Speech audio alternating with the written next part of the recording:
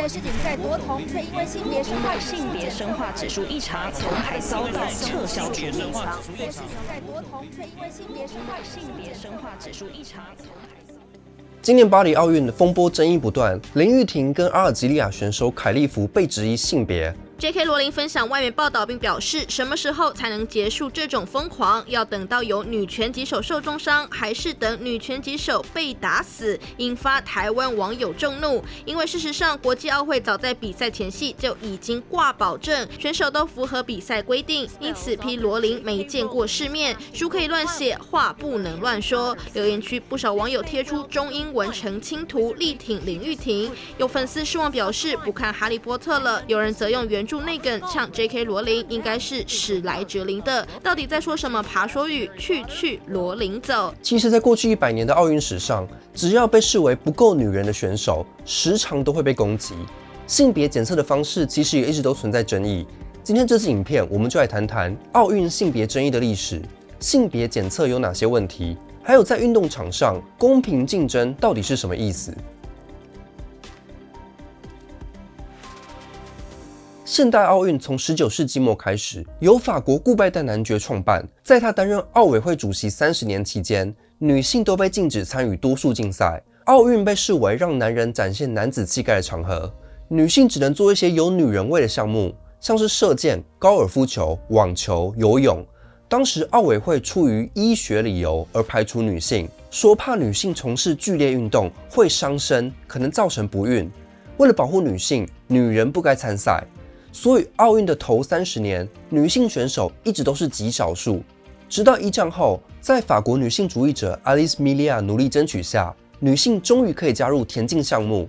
1928年阿姆斯特丹奥运时，女性首次被允许跑800公尺。结果德国、日本、瑞典的3位选手打破世界纪录。第2名的人见捐之拿到2分17秒的成绩，但当时的日本社会却对这件事非常冷漠。有评论家出来怀疑他根本是男的，因为只有男生才有可能跑那么快。这场奥运也在欧美国家引起了性别焦虑，许多家长怕下一代的女生会失去女人味，变成亚马逊女战士。在舆论压力下，奥委会决定从1932年的洛杉矶奥运开始，禁止女生跑800公尺长跑，女生只能跑200公尺以内的竞赛。这项规定一直持续到1960年罗马奥运。但是禁止女生跑长跑后，性别质疑的风波依然持续发生。1936年柏林奥运100公尺决赛中，美国选手 Helen Stephens 打破了波兰选手 Stella Walsh 的世界纪录，成为世界上最快的女人。当时的波兰报纸立刻出来质疑说 Helen Stephens 根本是男的，因为当时的人不相信女人可以跑这么快，引发舆论哗然。奥委会于是对 Helen Stephens 做了性别检测。所以奥运的性别检验最一开始并不是为了公平竞争这么简单，而是不相信女人可以跟男人有一样的体能。当女人挑战到既有的性别边界，表现得太像男人时，就会被要求证明自己是真正的女人。在战后美苏冷战时期，美苏两国都想利用女性的角色来展现自己的国力。西方国家不鼓励女人参与运动，认为女人留在室内当家庭主妇才是一种好女人。苏联则提倡性别平等，鼓励女性参与所有运动项目，试图利用奥运来提升苏联的国际能见度。所以苏联派出的奥运女选手都有大肌肉，跟其他国家相比，苏联的女性比男性赢得更多奖牌。美国没想到会在运动赛事上输给苏联，而且还是输给苏联的女人，这让西方阵营开始起疑心，质疑这些选手的性别，说他们都是男扮女装。像是1960年奥运的苏联选手 Irina Press 跟 Tamara Press 拿下5面金牌1面银牌，就被说肌肉太壮不像女人。所以从1966年到1992年，国际田总就规定赛前必须强制进行性别检测。怎么检测呢？在1966年的欧洲田径锦标赛，243位女性参赛者必须全裸排站，在医生面前展示生殖器。英国选手 Mary Peters 回忆说，这是此生最丢脸的一次经验。当时的英国杂志甚至拿性别检测开玩笑说，要测试是不是女的，让他们跟男人上床就知道了。所以从历史发展来看，强制性的性别检查最早并不是因为要求公平这么简单，还涉及了西方的性别框架跟美苏冷战的角力。因为苏联女运动员的表现杰出，不符合当时西方国家认为女性应该要柔弱优雅的形象，所以才不断被质疑性别，也才迫使主办单位采用性别检测。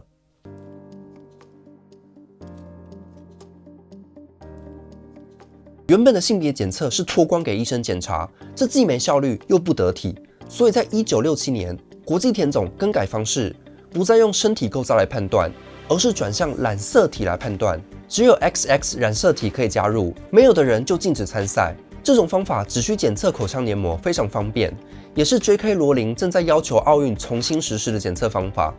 但是这种方法其实引发更大的争议。波兰选手 Ewa Klobokowska 被测出染色体不是 XX， 而是 XXY， 他就被没收1964年东京奥运的奖牌，也被禁止出赛。这导致他在事后罹患心理疾病，甚至尝试自杀。但是这起事件让主办单位认为，果然实施性别检测是正确的。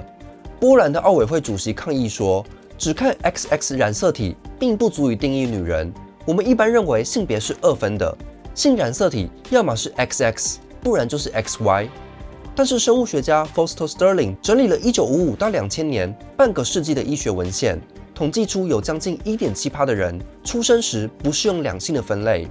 例如，有人发育像女性，却有 XY 染色体，还有些男生会在长大后，某些细胞失去 Y 染色体。为什么会有这么多变的性别发展呢？当今的科学社群认为，每个人在胚胎阶段一开始都是雌雄同体，人类性腺的结构本身就具有双性的潜能。一个胎儿的性别发育过程，其实是成为男性与成为女性的好几组基因相互竞争，仿佛体内有一群男人跟女人大战了300回合，最后得到的总积分才决定了胎儿的独特性别发展。所以是自然发育的变异，造就了生理性别的多元性。基因表现本身就不只有2种，而是个连续光谱。但是根据当时奥委会的标准，有女性特征却没有 XX 染色体，就会被视为生理异常，不被视为真女人。在1968年墨西哥城奥运，选手在性别检测后会获得一张女性卡，证明染色体测试没有异常。女选手必须挂着这张卡才可以参赛，这引起了当时科学社群的担忧。在1972年日本札幌奥运上，5位丹麦医生批评奥运做的性别检测是不伦理的，因为奥运会自行定义了什么是女人，一定要有 XX 染色体才是女人，却没有考量到其他因子，例如性腺发展、第二性征、性别认同，这些也都是成为女人的决定性因素。像是奥运的常胜军波兰选手 Stella Walsh 一直都被怀疑不是真女人。在1980年时，她被强盗杀害，法医解剖时发现她有双性特征，是双性人。许多人就寄信给奥委会说，怎么可以让这个假女人参赛，应该没收她的奖牌。奥委会因此更有正当理由说，你看吧，性别检测是必要的。所以在1980年代后，性别检测变得更严格了。但这个事件忽略了 Stella Walsh 出生时1911年的医学技术还没有染色体检验，当时医生判定她是女性，她的自我认同也是女性，她一辈子也都把自己当成女人在过活，却在死后因为被发现双性特征而被剥夺作为女选手的资格，这让奥委会的性别检测带来了更大的争议。只用染色体判定性别，导致许多人抗议。当时的检测技术不成熟，其实有很多误判的结果，像是1985年到日本参加国际游泳赛的美国女选手 Kirsten Wengler 就被错误的检测出有 Y 染色体。再来是医学团体出来抗议，说染色体检测不准确，没有考量到人类不只有 XX 跟 XY 2种组合，染色体也会有许多其他变异，而且这种变异并不会带给选手先天优势。例如，原本要代表西班牙参加1988年奥运的跨栏选手 Martine Patiano， 却因为性别检测没通过而丧失资格。他当时被判定有 XY 染色体，被视为男性，但是他其实是有雄激素不敏感综合症，这种基因变异会让身体的雄性荷尔蒙不容易起作用，所以就算他有 XY 染色体，也不会让他获得天生的男性优势。当时科学家就用这个理由帮他辩护，才让他成功拿回国际田总的参赛资格。因为在1980年代有太多的抗议，所以在1990年，国际田总在蒙地卡罗召开了一场会议，邀请各方专业人士来讨论。当时许多医生就建议应该废除性别检测，但是奥委会却说，必须要有性别检测才能保障公平性。问题只是要如何检测，最后决定采纳 PCR 检测，就是核酸检测，因为这种检测方式快速又方便。但是 PCR 检测很快就遭到质疑。在1994年是挪威办奥运的时候，挪威是西方最重视性别平等的国家，性别检测只针对女性，是对女性的差别待遇，所以挪威政府就立法禁止 PCR 检测，说这既非法又不伦理。挪威的科学家也拒绝帮奥运做这种检测，这成了奥运史上的一个转捩点。挪威政府的强硬立场鼓舞了许多奥运选手组织委员会抗议性别检测，奥运才在1999年终止性别检测，变成只有选手受到质疑时才会要求检测。1984年开始，中国崛起，开始重返奥运。中国队获得的奖牌数量惊人，尤其是女运动员，更是打破多项世界纪录。像是在1993年，田径运动员王君霞创下了3项世界纪录，被称为东方神鹿。3000公尺的世界纪录8分06秒，至今仍未被打破。1996年，在亚特兰大奥运会上，王君霞又赢得5000公尺金牌。Is about to take the first ever Olympic 5,000 meter title. And of course, it will be a new Olympic record, 14:59.9. 这些壮举没有让西方国家刮目相看，反而让他们质疑亚洲女人怎么可能拿下这么多奖牌。当时，美国长跑选手 Patrice Plummer 就说：“中国人打破了那么多世界纪录，必须要做一下调查吧。”美国要求国际田总应该重启性别检测的措施。王君霞的家人甚至收到了死亡威胁。在这一连串的攻击背后，我们可以看到一个模式：性别质疑的事件时常是在白人女性输给非白人女性的时候，像是这次 J.K. 罗琳攻击的林玉婷跟凯利芙，这2人刚好都不是白人，而他们打败的对手刚好都是白人，这并不是巧合。如果情况颠倒过来，变成白人女赢过非白人女的时候，可能就不会遭到这么多质疑。像是在1972年慕尼黑奥运时，澳洲游泳选手 Shane Gould 拿下3面金牌，打破3项世界纪录。当时没有人质疑她的性别，因为她的外貌符合典型西方白人女性的理想形象。相比之下，不符合这种形象的人就可能被质疑不是女人。像是在2006年亚运会上，印度选手桑德拉扬夺得800公尺银牌，但却因为长相不够女性化，而在赛后受质疑，被要求做性别检测，结果没通过而被没收奖牌。桑德拉扬后来还得了重度忧郁症，试图自杀未遂，被送到医院。还有在2009年世锦赛上，南非短跑名将 Semenya 蝉连第3次世锦赛冠军，当时败给他的意大利选手 Elisa Kursma 就说：“他不应该跟我们一起跑，他是男的。”又一次，我们看到白人质疑非白人不像女人。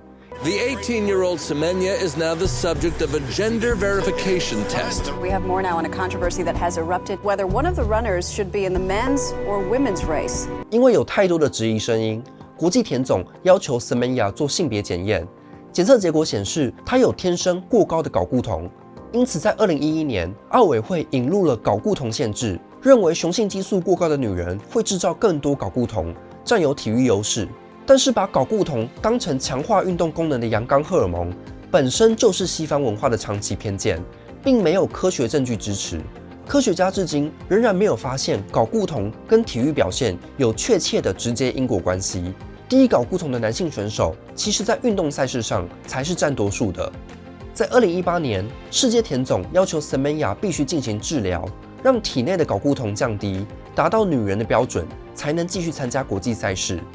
Semenya 认为这是歧视，向国际田总提告。2019年，法院判决出炉，裁定 Semenya 会对其他女参赛者造成不公。The sports world's highest court ruled yesterday that Semenya must take medication to reduce her unusually high testosterone level if she wants to compete. 之后 Semenya 又再上诉到欧洲人权法院，在2023年被判决胜诉，裁定国际田总的禁令具有歧视性。In a ruling on Tuesday, the European Court of Human Rights found that the South African runner had been discriminated against when she was ordered to take medication to lower her testosterone levels in order to be allowed to compete as a woman. 如果仔细回顾过去100年的运动竞赛史，我们就会发现，引发性别争议的时常都是非白人赢过白人的时候，所以这里涉及的不只是性别议题，还交织着种族因素。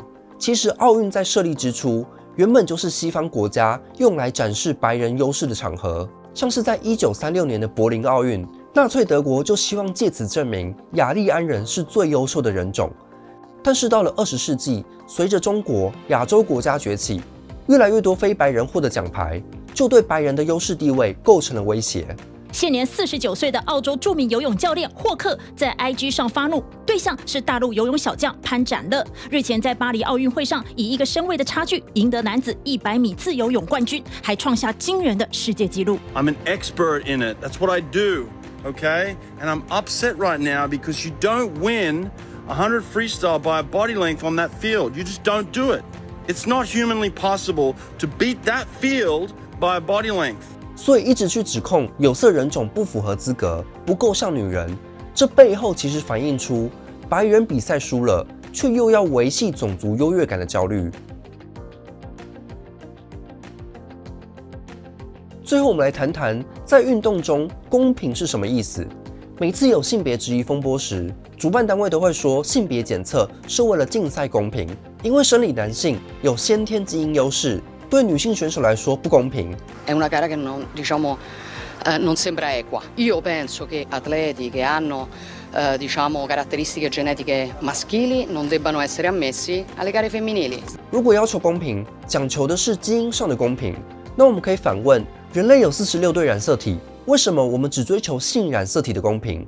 例如，美国游泳健将 Michael Phelps 拿下28面奥运金牌，他的躯干、手背长度都异于常人，超过一般男生的生理构造。就算跟其他男生比，也是天生就有生理优势。但你不会看到其他人说这不公平，要取消他的金牌，或是要求他去调整他的性别生化指数，达到一般男生的正常值。你反而会听到许多人称赞他说：“哇，这个人天生就是游泳的料。” While a long upper body forms a sculpted V shape that begins with wide shoulders and concludes with narrow hips and a flat backside. Put it together and you've got a human speedboat skimming water surface. Amazing! Superman does it again! 其实，在1990年，国际田总曾想对男性也做健康检查，但是当时就被批评说根本没必要，太多余。所以，我们应该思考，为什么在男性群体中，有人天生就超出平均值是可以接受的？但在女性群体中，有人天生的雄性激素超出平均值，人们就无法接受，认为这不公平。这是不是反映出整个社会的潜意识其实恐惧女性变得太强大，不相信女性可以做出超越女性的体育成绩？像是你不会看到有人怀疑花式滑冰选手的性别，因为这种运动很符合社会传统的女性形象。会被怀疑性别的，通常都是比较阳刚的运动项目，像是拳击、举重、田径。需要强健、力量、速度。如果有女选手太强、太壮、太快，像男人一样厉害，就会被怀疑不够女人，尤其是非白人的选手。但是体育竞赛的目的，不就是要挑选出那个最强、最壮、最快的选手吗？当这些选手满足了这些条件时，又会被说太超过了，根本不像个女人，忽略了这些选手背后常年累积的训练过程。多年来的努力就被一句“你不像女人”给抹杀掉了，这才是对运动员最大的不公平吧。أثر كبير لأنه وش صراحة حاجة مش سهلة حاجة تمس كرامة الإنسان。很委屈啊，就是我觉得说不能因为说我的穿着打扮或者是长相有别于传统的女性，就要备受这样的言语攻击，就是对于我来说实在是相当不公平的一件事。更大的不公平是，不同机构对于定义怎样才算真女人还有不同标准。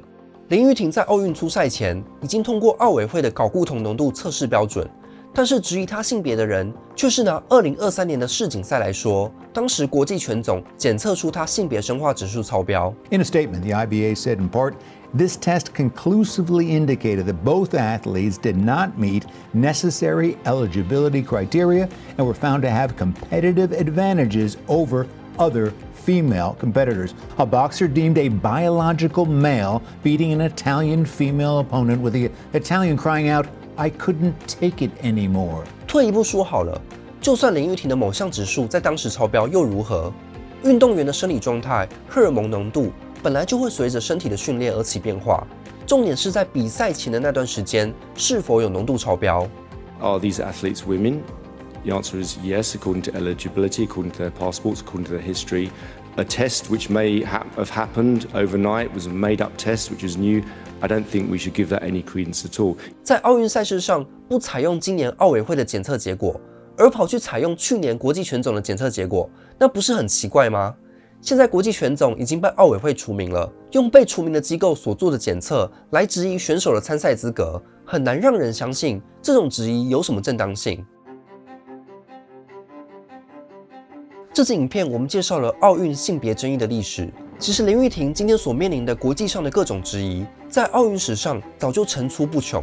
从最一开始是不相信女人可以有像男人一样的体能，再到苏联女运动员不符合西方的女性形象，奥委会才开始实施强迫性的性别检测。但是染色体检测的问题重重，只用单一指标来定义什么是女人，断送了许多女选手的运动员生涯。直到1980年代，大规模的抗议活动才让性别检测终于在1999年终止。但是随着越来越多非白人选手获得奖牌，白人的优越感受到挑战，就反过来质疑许多非白人选手不是女人，要求性别检测才能保障公平竞争。但这种论点总是只套用在女选手身上，似乎反映出社会不敢想象女人变得太强大、太阳刚、太有竞争性。如果真的要做到运动赛事上的公平，我们需要一场大规模的性别文化的社会改革，让运动场上的每个选手都可以发挥自己的最大实力，展现自己努力的成果，不会因为自己的性别而被否定过去的努力。即便遭遇各种性别质疑跟抹黑，也能捍卫住我们自己选手应有的尊严。让我投胎再重来一次，我可能还是会选拳击。我就是要好好把握巴黎奥运这场比赛，那为自己、为台湾拿到一个属于我们台湾的奥运金牌。留言加分享本集的影片贴文，就有机会抽《性别霍乱》一本。也欢迎您使用超级感谢或是加入频道会员，支持超级 Y 创作更多影片。